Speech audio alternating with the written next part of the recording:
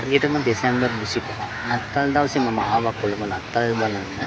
ඉතින් මම මේ වෙලාවේ ඉන්නේ හරියටම ගර්ල්ස් ට්‍රේඩ් සෙන්ටර් එක ඉස්සරහා සරසලා තියෙන ලස්සනට සරසලා තියෙන ඒරියා එකත් එක්ක තමයි මම ඉන්නේ. ඉතින් පේනවා ඉතින් මේ බස් වල ලයිට්ස් දාලා ස්පීකර් ඩෙකරේෂන්ස් කරලා නත්තල කියන එක මාර ලස්සන විදිහට සෙලිබ්‍රේට් කරන්න මිනිස්සුන්ට අවස්ථාව දීලා තියෙනවා. ඉතින් ඔයාලා දකින්නේ මේ සරසලා තියෙන ආකාරය තමයි.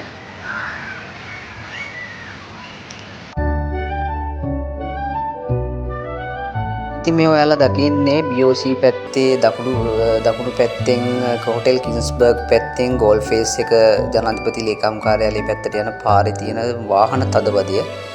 ඒ වගේම කින්ස්බර්ග් හොටෙල් එක පැත්තේ සරසලා තියෙන ලස්සන නත්තල් ගහක් සහ අහසේ තරු වගේක් අපිට පේනවා. අපි එතනට ගිහිල්ලා බලමු.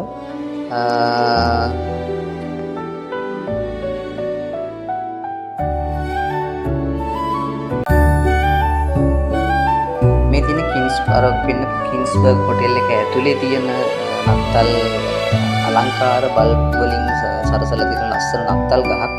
ඒ නත්තල් ගහට උඩින් අහසේ තරු පායලා තියෙන විදිහට තරු නිකන් වෙසක් කූඩු වගේ දිස් වෙන විදිහට තරු පායලා තියෙන විදිහට අහස වර්ණවත් කරලා තියෙනවා තරු වලින්. ඉතින් මේ දකින්නේ නත්තල් ගහ. මේක ඇත්තටම ළඟට ගිහිල්ලා බලනකොට ටිකක් විශාලයි. මා ලස්සනයි මේක. ඉතින් අර පේන්නේ අහසේ අර තරු පායලා තියෙන දිස් වෙන විදිහට සරසලා තියෙන ආකාරය තමයි ඔයාලා දකින්නේ. ඉතින් හරි ලස්සනයි. සෙනඟ ගොඩක් එනවා බලන්න ෆොටෝස් ගහනවා. ගොඩක් අය විනෝද වෙනවා.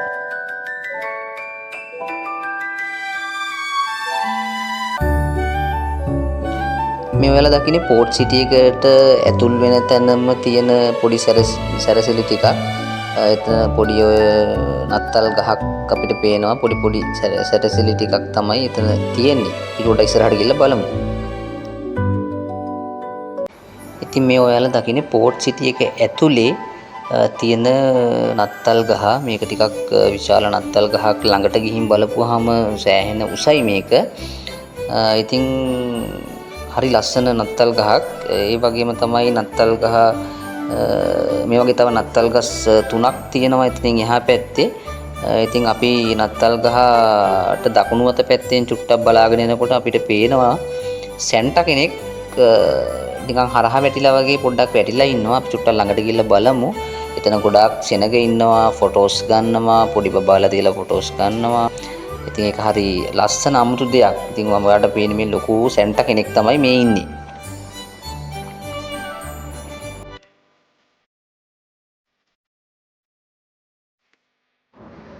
මේ ඔයාලා දකින්නේ පෝට් සිටි එක ඇතුළට ගෝල්ෆේස් එක නත්තල් දවසේ දිස්සුණු ආකාරය තමයි මේ පේන්නේ.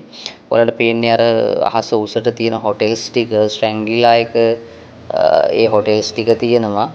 නෙළුම් කුළුණ ඇත්තටම කවර් වෙලා තියෙන ස්ට්‍රැන්ගිලා එකට බලන්න මොච්චර ලස්සනද කියලා ගෝල්ෆේස් එකේ තියෙන නත්තල් ගහ.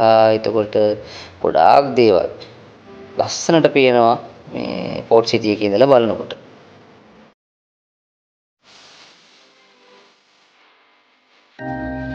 මේ ඔයාලා දකින්නේ ඇත්තටම පෝට් සිටි එක පහු කරලා වම් අත පැත්තෙන් ජනාධිපති ලේකම් කාර්යාල පරිශ්‍රයත් එක්කම ගෝල්ෆේස් පැත්තට යන මේන් රෝඩ් එක මේ තියෙන්නේ. බලන්න ආය මාර සෙනගක් ඉන්නේ. ඒ කියන්නේ නත්තල් දවසේ අපි ඇඟිල්ලක් ගහන්න බැරි තරමට මාර සෙනගක්. ඒ කියන්නේ පාරේ ට්‍රැෆික් වැඩි. මාර සෙනගක් ගෝල්ෆේස් පැත්තට යනවා.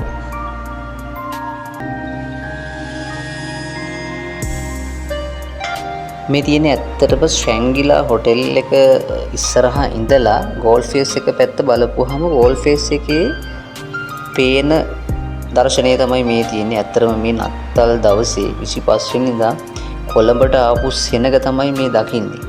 ඒ කියන්නේ මේ කානිවල් එක ක්‍රිස්මස් ඩෙකරේෂන්ස් ඒවා බලන්න ආපු සෙනග තමයි මේ ඔයාලා දකින්නේ.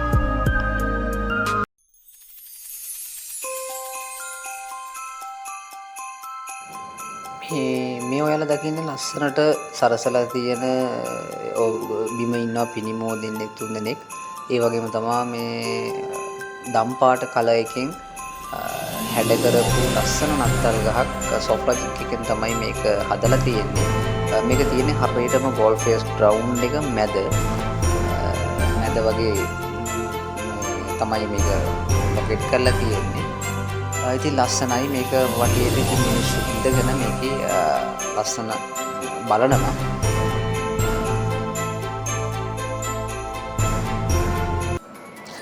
මෙතන ඉඳලා තමයි වෙළඳ කියන්නේ මේ ගෝල්ඩ් ෆෙස් එකේ තියෙන ක්‍රිස්මස් කානිවල් එක පටන් ගන්නෙ.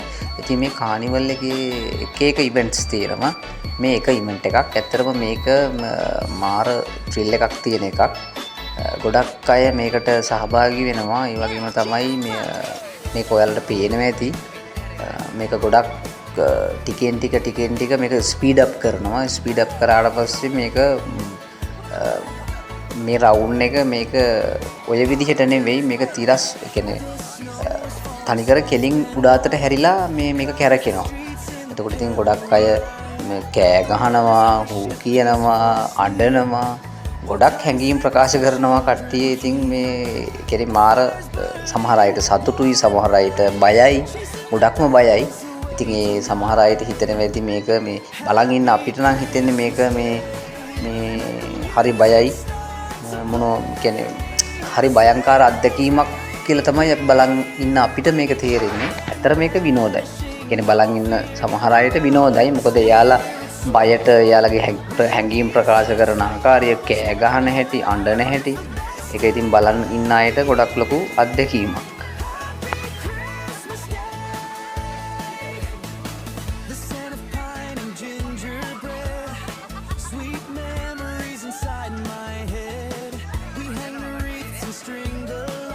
ඉතින් ඔයාලා මේ කානිවල් එක බලන්න ආවොත් අනිවාර්යයෙන්ම මේ ඉවෙන්ට් එකට ජොයින් වෙන්න try කරන්න. මොකද මේක මාර ත්‍රිල් එකක් තියෙන ගේම් එකක්.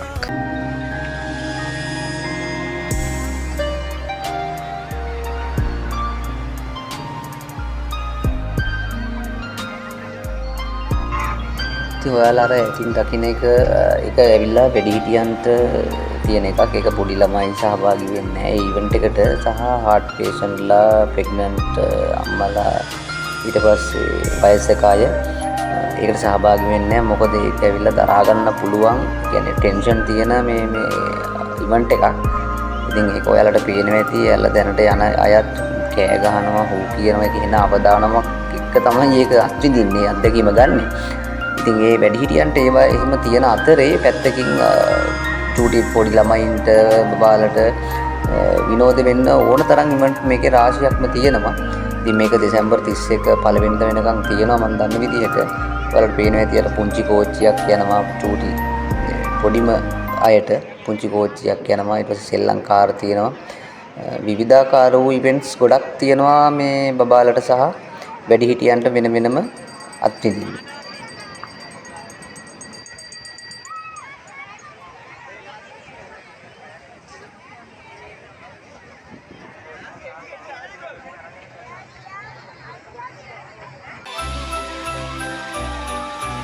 මේ දකින අත්දැකීම නම් මාර ත්‍රිල් එකක් සහ මාර මේ අත්දැකීමක් තියෙන එකක්. මේක ඇත්තටම මේකට සහභාගී වෙලා ඉන්න කට්ටිය ඔයාලට පසුබිමින් ඇහෙනවා ඇති. සෑහෙට කෑ ගහනවා. ඒ කියන්නේ මේකේ අවදානම වැඩි නිසා ඒක බයට එලට කෑ කැස්සෙනවා. ඒ වුණාට මෙයාලා ඒ අත්දැකීම මේ විඳ ගන්නවා. මොකද මේවා මේ හැමදාම නෑ. ඉතින් හැමතැනම නැති නිසා ඒ අත්දැකීම විඳ ගන්න. ඉතින් බලන් ඉන්න අපිටත් හරි බයයි මේක දැන් මොන වගේ දෙයක් වෙයිද කියලා.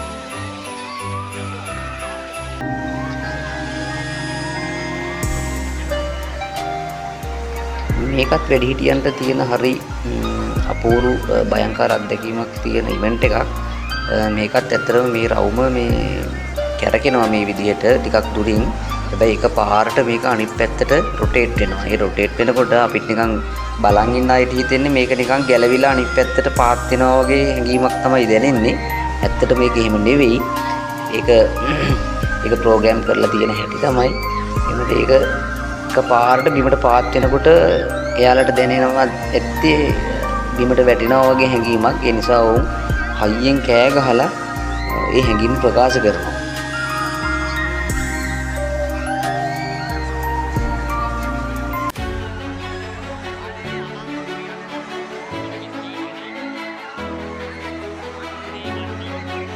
ඔයාලට මේ පේන ඉවෙන්ට් එක තමයි මේ කානිවල් එකේ මම දැකපු ඩේන්ජරස්ම කියන්නේ අනතුරුදායකම අය හිතනම භයංකාරම අත්දැකීමක් තියෙන ඉවෙන්ට් එක.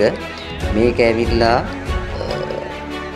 ඇත්තටම මේකේ ගගපුවාම ඒක උස්සලා පොලේ ගහන ලෙවල් එකට මේ එක මාර ස්පීඩ් එකකින් කැරකෙනවා.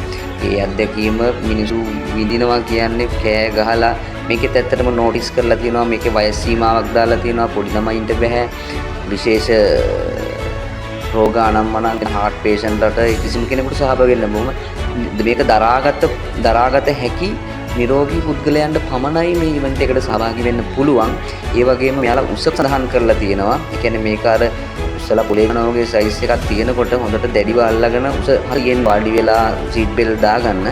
ඒ නිසා මේකට උසත් බලපාන මේ ඉවෙන්ට් එකට එයාලා මේකට ඇතුළත් කරගෙන ගැනීම සඳහා රුපියල් 500ක් වගේ ගන්න තමයි අය කරන්නේ.